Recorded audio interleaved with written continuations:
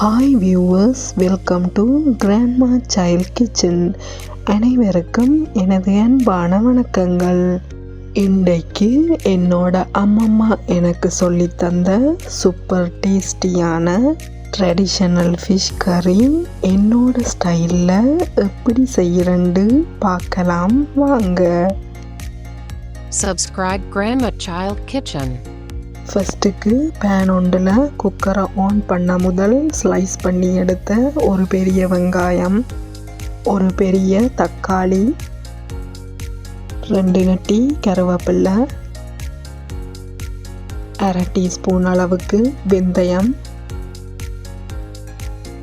1/4 teaspoon மஞ்சள் தூள்,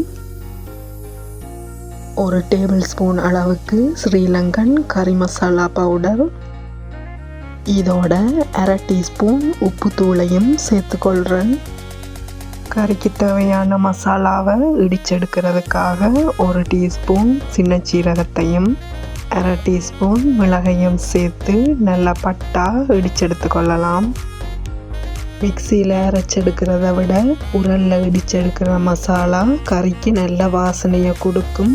7 மணி அளவுக்கு உரலில் இடிச்செடுத்து மசாலாவை சேர்த்துக்கொள்ளுங்க. சின்ன சீரகமும் மிளகும் நல்லா இடிப்பட்ட பிறகு 6 பல்லு வெள்ளைப்பூடை சேர்த்து இடிச்செடுத்து கொள்கிறேன்.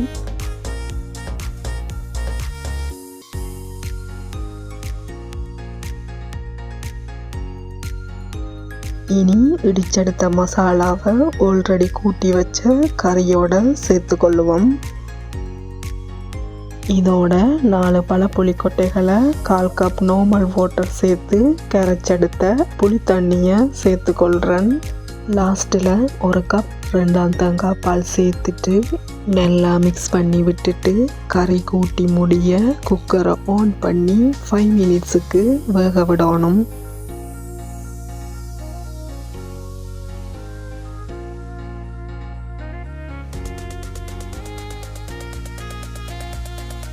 எல்லாம் சேர்ந்து கொதிச்சு வரக்குள்ள இதில் 500 கிராம்ஸ் பாறை மீனை க்ளீன் பண்ணி கட் பண்ணி எடுத்து வச்சிருக்கிறேன். இதை சேர்த்துக்கொள்கிறேன்.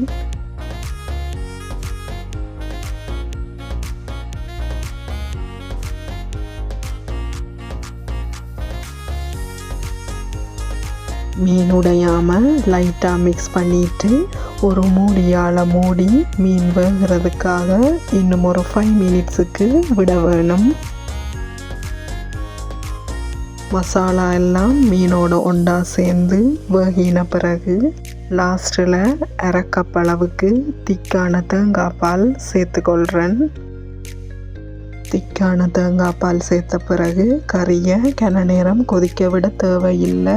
லைட்டாக மிக்ஸ் பண்ணி விட்டு கொண்டு ஜஸ்ட் ஒரு கொதிச்ச உடனே குக்கரை ஆஃப் பண்ணி எடுத்துக்கொண்டா சரி. வாவ், சூப்பர் டேஸ்டியான என்னோட அம்மம்மா எனக்கு சொல்லித்தந்த ட்ரெடிஷ்னல் பாறை மீன் கறி ரெடி ஆயிட்டுது. இதை ரைஸோட, புட்டோட அல்லது ரொட்டியோட சேர்த்து சாப்பிடும்போது டேஸ்ட் அல்டிமேட்டாக இருக்கும். இதை நீங்களும் ட்ரை பண்ணி பார்த்துட்டு உங்களோட கமெண்ட்ஸை எனக்கு போட்டு விடுங்க வியூவர்ஸ். நன்றி, வணக்கம்.